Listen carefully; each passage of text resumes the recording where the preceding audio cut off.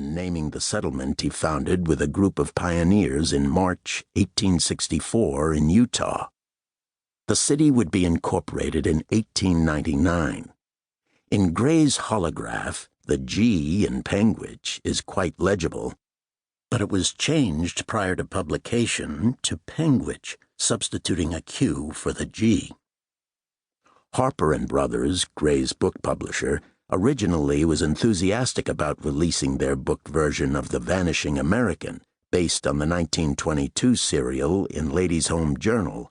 At the same time, Paramount would be releasing the film, but that was before the publisher became very concerned about Gray's negative view of missionaries on reservations, and most of all with the fact that the Navajo protagonist, as Gray wrote the story, at the end, marries the blonde-haired, blue-eyed schoolteacher. Gray was told that he would have to change both of these things prior to the books being published. The Vanishing American, as Zane Grey wrote it, would not be published until Loren Gray, Zane Grey's younger son, provided the original manuscript for pocketbooks to publish the restored version in 1982. The fate of Wild Horse Mesa was somewhat similar.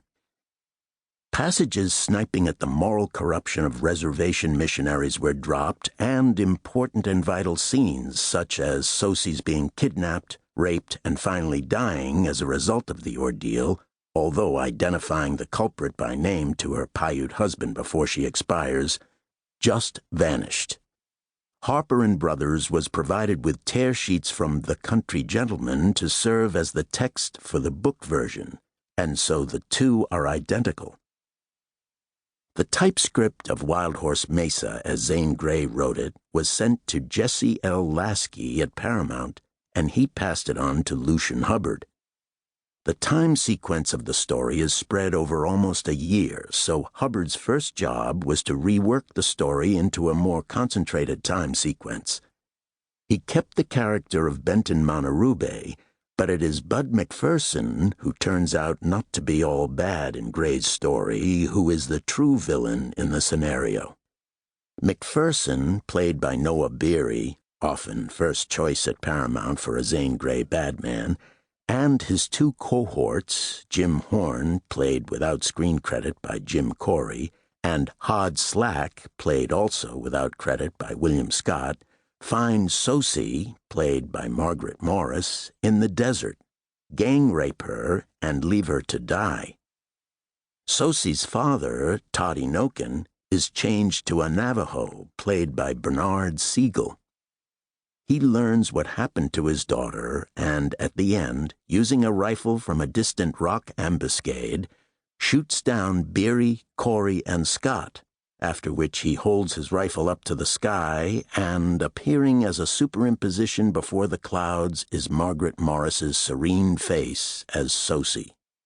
Panguitch, played by a white stallion, is introduced almost at once in the film, with his name spelled properly. Since Harper & Brothers didn't publish the book version until 1928, it is worth noting that no one who reviewed the book wondered whatever happened to Sosie, and certainly no reviewer had apparently seen the Paramount film that, at least, would have given some idea of what her fate had been. Jack Holt was cast as Chane Weymer. He had just appeared in June in The Light of Western Stars, Paramount, 1925, as Gene Stewart, Gray's hero, opposite Billy Dove as Madeline Hammond, with Noah Beery as the villain, Brand. Dove was again cast as the heroine in Wild Horse Mesa. Jesse L. Lasky hired George B. Seitz, known principally for action features and Pathé serials, to direct the film, which was shot on location at Wild Horse Mesa itself, probably because of all the horse action needed, fording the San Juan River in flood, and the stampede at the end. Yet Seitz was also capable of effectively building up the romance between the two principals, just as happens in Gray's story.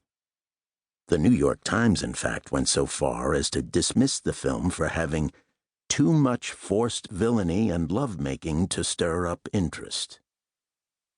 Twice more.